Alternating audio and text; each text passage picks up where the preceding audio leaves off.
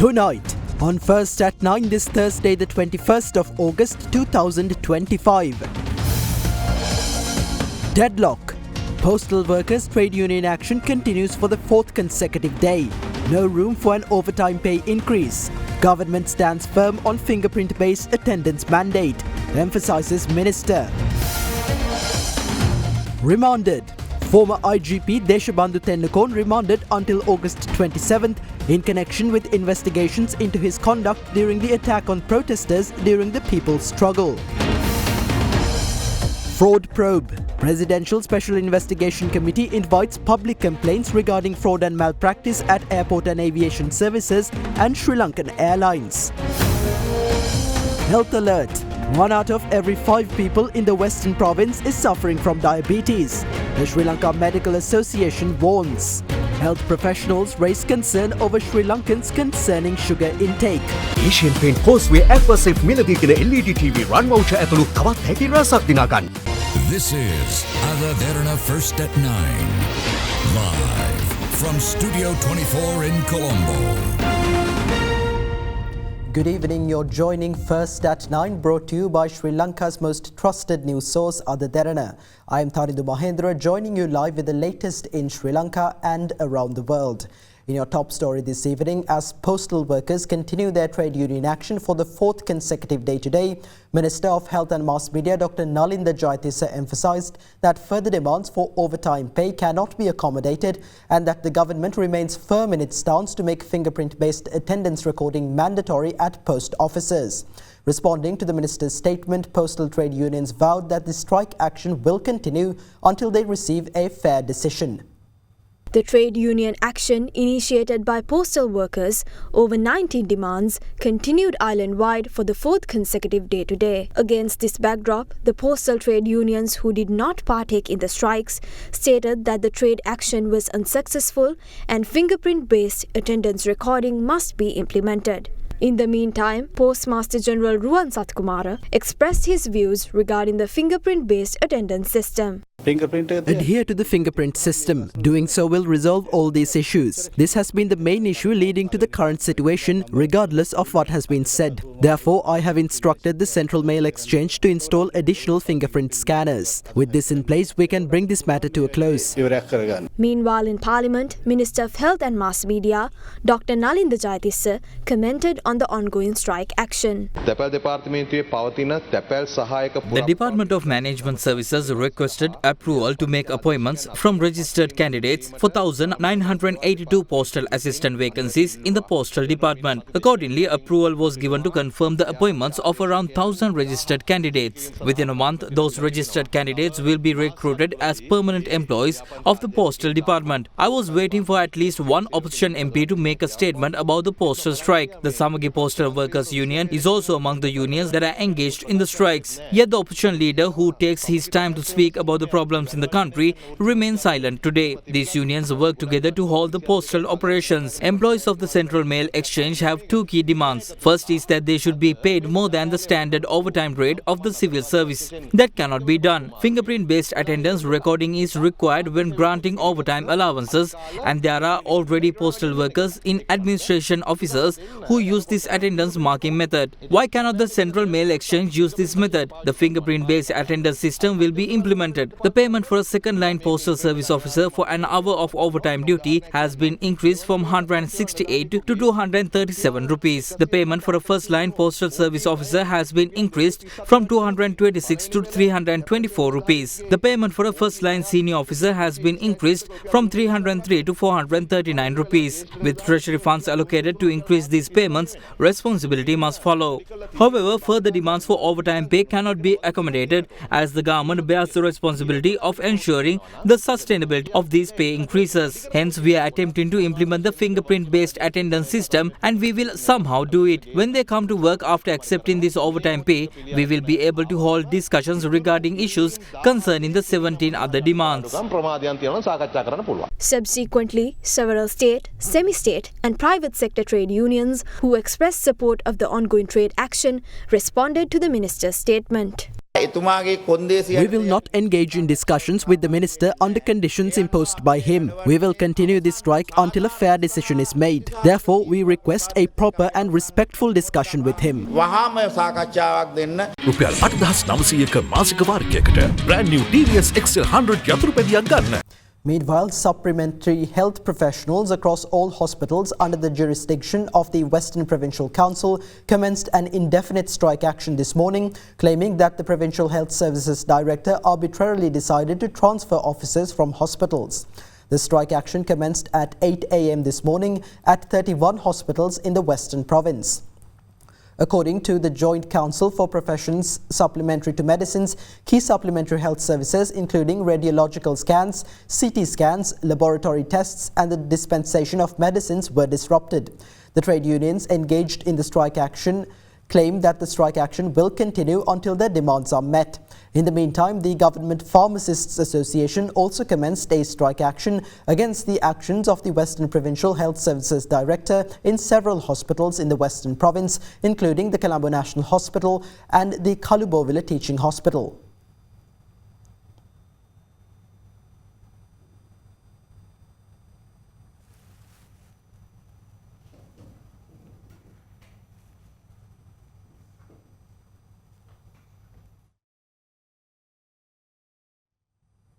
In Parliament today, Sri Lanka Podujana Peramuna parliamentarian Divi Chanaka accused government of altering the procurement process for coal to award contracts to its associates. Meanwhile, Parliament also discussed the no-confidence motion brought against Deputy Minister of Defence Aruna Jayasekara. One way to test the accountability of Parliament is by bringing in no-confidence motions. In the past, such motions have been brought against governments, prime ministers, speakers and notably in 1981 even against the leader of the opposition, Mr. Amirthalingam. All deputy and state ministers must be liable to face no-confidence motions. However, when the opposition recently brought in a legitimate motion, a rumour was spread through the media claiming that such motions cannot be brought against deputy ministers as there is no such provision in the Constitution. There is no mention in the standing orders that no-confidence motions can only be presented against cabinet ministers. Therefore, any attempt to fully reject such a motion demonstrates a lack of understanding of parliamentary procedure. For this reason, the no-confidence motion must be taken up for debate. We agree to debate the content of the no-confidence motion. However, the question is whether the procedure is being followed. It is not up to us to decide on procedural matters. The Speaker and the relevant board must make that determination. Once that is done, we are ready to act accordingly. We have no objection to the debate itself.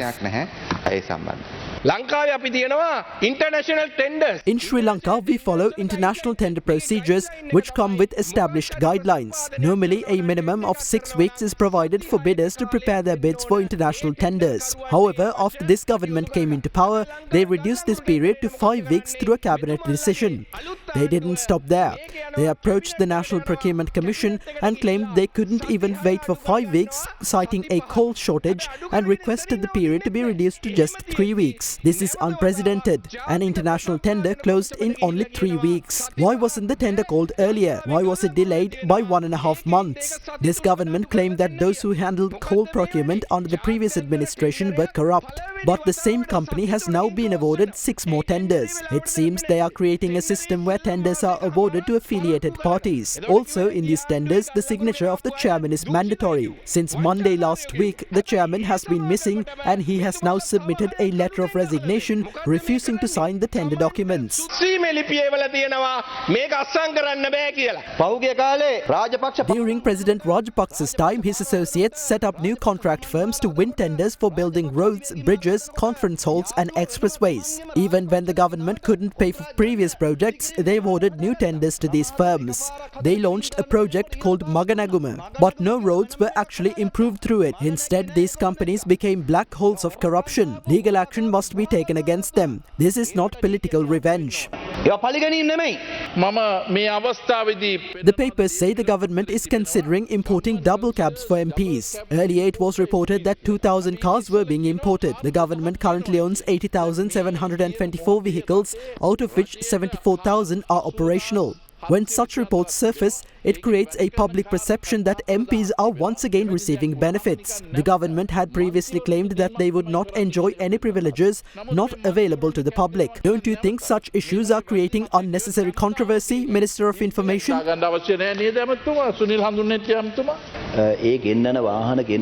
These vehicles are not being imported solely for MPs. They are intended for state institutions. If you visit the Divisional Secretariat, you'll see they are using vehicles that are at least 15 years old. Maintaining these old vehicles is costlier than buying new ones. There is a plan to auction the old vehicles and replace them. We now have the funds to allocate for this. If we didn't have the funds, we wouldn't be doing it.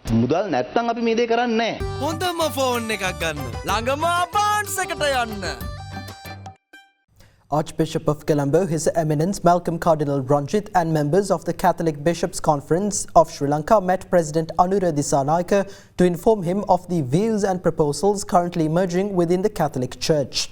The meeting took place yesterday morning at the Presidential Secretariat. During the meeting, the Cardinal briefed the President on the matters discussed at the triannual meeting of the Catholic Bishops.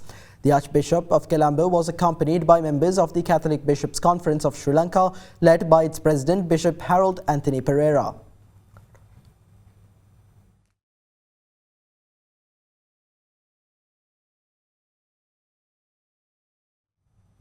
Former Inspector General of Police Deshabandhu Tennakone was remanded until August 27th today in connection with the investigation into his alleged failure to issue proper orders to prevent the attack on the Goalface protest site on May 9th, 2022 during the People's Struggle.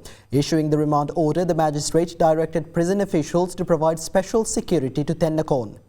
Former IGP Deshabandhu Tennakone was arrested by the Criminal Investigation Department yesterday afternoon at his residence in Hokandara after his anticipatory bail application was rejected by Fort Magistrate Nilupuli Lankapura yesterday morning. The arrest was made in relation to an ongoing investigation into Tennakone's alleged failure to issue proper orders to prevent the attack on the Goalface protest site on May 9, 2022 during the People's Struggle. The arrested former IGP was produced before the Fort Magistrates Court today after recording statements. Deputy Solicitor General Vasant Pereira, who presented suspect Deshabandhu Tennakone to court, stated that Tennakone will be named as the 33rd suspect in the case regarding the attack on the protest sites. The Deputy Solicitor General, who emphasised that the former IGP evaded arrest, requested the court to place him under remand custody. However, Defence Counsel Ajit Patirana moved for bail on behalf of his client. After considering the submissions, Colombo Fort Magistrate Nilupuli Lankapura ordered that suspect Deshabandhu Tennakone be remanded until August 27th. Additionally, the magistrate ordered the CID to record statements pertaining to the case from relevant police officers before that date. Meanwhile, Bribery Commission officials today went to a house in Muttatettugara Road in Talahena, Malabe in search of former Minister Rajitha Senaratne, against whose arrest a warrant has been issued in connection with the case regarding the 2.62 billion rupee loss caused to the government through the illegal implementation of a sand dredging project at the Kirinda Fisheries Harbour. The former minister was not at home at the time, and Bribery Commission officials pasted the notice issued to the former minister to appear before the court on August 29 on the main door and gate of the house. Subsequently, the order was also announced over a loudspeaker.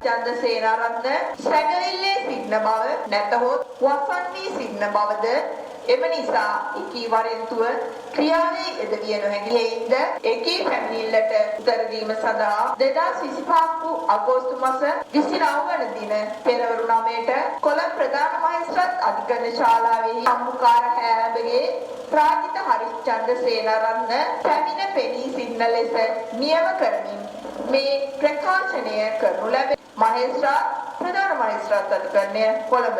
In a similar development, the Colombo Magistrates Court issued a warrant for the arrest of former State Minister Derana, who is facing charges under the Immigration and Emigration Act. The relevant case was taken up before Colombo Chief Magistrate Tanuja Lakmali today. Meanwhile, New Democratic Front MP Chamara Sampath Dasanayake arrived at the Financial Crimes Investigation Division today and provided information regarding his assets and liabilities following a summons. The MP left the FCID premises after providing information for over 5 hours. The Committee on Public Finance has approved the National Audit Office's budget estimate for 2026 and recommended it for presentation to Parliament. According to the Parliament's Communication Department, the approval was granted during the committee's meeting yesterday. During the meeting, key issues of the Audit Office were also discussed, including a severe shortage of staff, difficulties in retaining qualified chartered accountants due to low salary scales, and the urgent need to modernize operations through technologies such as artificial intelligence. The committee also explored the idea of establishing provincial-level offices to improve the Audit Office's operational reach and efficiency with a lean workforce.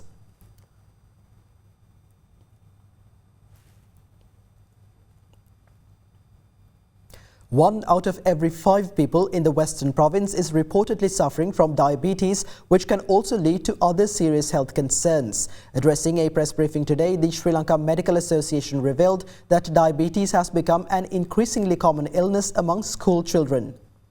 බස්නාහිර පළාතේ හැම 5 දෙනෙක්ගෙන්ම එක්කෙනෙකුට වගේ දියවැඩියා.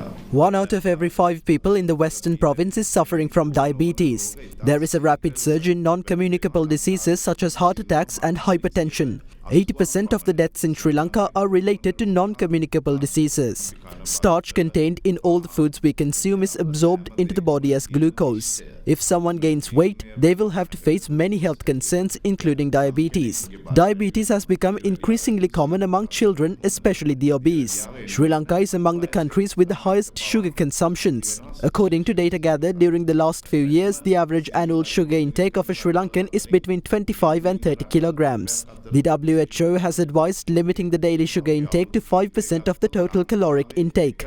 Accordingly, the maximum amount of sugar to be consumed per day is about 3 to 4 tablespoons. It is even better if even that amount can be avoided.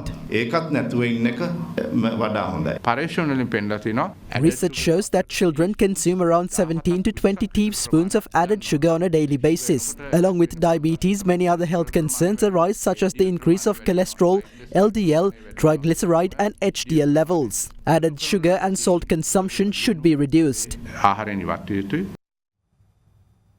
Chinese ambassador to Sri Lanka, Chi Zhenhong, stated that the current relationship between China and Sri Lanka is a testament to their shared history and expressed hope for a more prosperous future for both nations.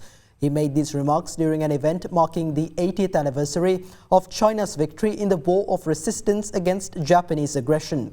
Also speaking at the event, Minister of Rural Development Dr. Upali Pannilage noted that the destruction caused by war continues to have lasting effects, but expressed optimism that both countries will thrive for the benefit of their people. The 80th anniversary of China's victory in the Chinese People's War of Resistance against Japanese aggression and the World Anti-Fascist War was commemorated yesterday afternoon at the BMICH. The event was presided over by Chinese Ambassador to Sri Lanka, Chi Zhenhong, and Sri Lanka's Minister of Rural Development, Social Security and Community Empowerment, Upali Pannilage. Former Presidents Mahinda Rajapaksa and Maithripala Sirisena, along with several other prominent political figures, were also in attendance. China and Sri Lanka share time-honored friendship, and the ancient Silk Road have long bound us together. We are working hand in hand to promote high-quality Belt and Road cooperation, from the progress of the Hambantota port to the rise of Colombo port city, and from infrastructure connectivity to the deepening of cultural exchanges. We are jointly writing a vivid chapter in the building of China-Sri Lanka community with shared future. Through concrete actions, this epic new chapter of cooperation is the most widespread tribute to history, the most solid foundation for peace, and will surely paint the even brighter picture for the future of Sri Lanka. Peace and prosperity are areas no country can take for granted. Sri Lanka too experienced devastation of war for nearly 3 decades. The sad reality is that destruction caused by war continues even after the end of the conflict. Sri Lanka and China have been steadfast friendship and supported each other through challenging times. Sri Lanka has also consistently extended its support for the One China policy. China has been Sri Lanka's #1 investment partner, since 2012. China is also a valuable trading partner for Sri Lanka. I am confident that the relations our countries share will further expand into many new areas of cooperation for the mutual benefit of our peoples. This people war, which began in 1931 and ended in 1945, left behind a number of important lessons for world history. We admire the fact that the People's Republic of China, which did not regress from the economics and other drawbacks due to the war, but today China has achieved rapid development through a nationalist political movement and has become one of the world's superpower. I conclude my short address by wishing the People's Republic of China good luck. Foreign contestants participating in the Derana Signal Colombo International Kite Festival toured the southern province today, exploring the beauty of Sri Lanka. The Kite Festival, scheduled to be held on the 24th of August at Goldface Green, is expected to see the participation of foreign contestants from 25 countries alongside a large number of local contestants. Derana Signal Colombo International Kite Festival 2025. Colombo! The Derana Signal Colombo International Kite Festival is scheduled to be held glamorously on the 24th of August at the Goldface Green.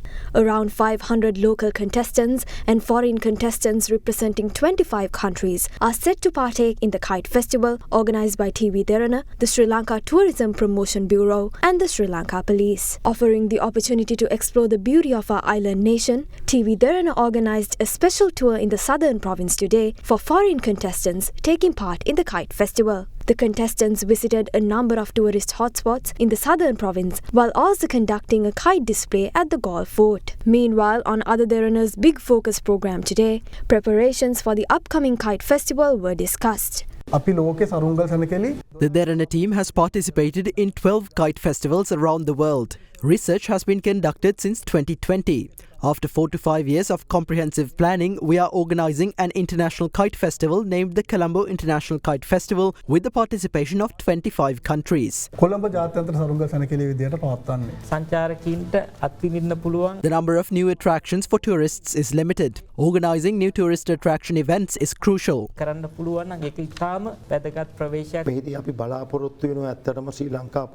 Sri Lanka Police expects that around 600 to 800,000 people will attend the event. A live musical show will be organised following the Kite Festival. Not even a beer stall is allowed to be set up at the festival premises. Bringing liquor and drugs will also be prohibited. Derana Signal Colombo International Kite Festival 2025.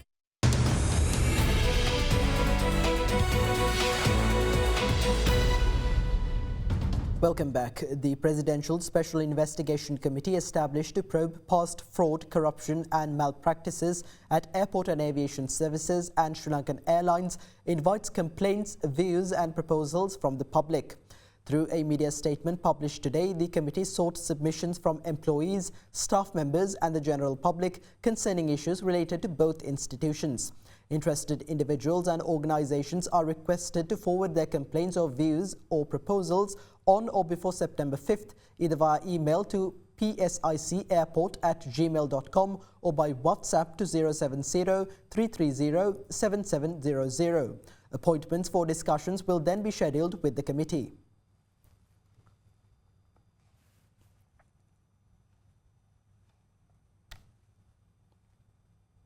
The Colombo bourse closed in positive territory today as a result of price gains in counters such as Dialog Ashiata, Sunshine Holdings and Royal Ceramics Lanka. The benchmark all-share price index climbed to 20,715.49 from 20,714.80 points yesterday. The more liquid S&P Sri Lanka 20 increased by 0.06% to end at 6,108.49 points. Market turnover crossed 10.5 billion rupees. Foreign participation in market activity remained at subdued levels, with foreigners closing as net sellers, offloading shares worth 984 million rupees. And with that, here's a look at the day's foreign exchange rates.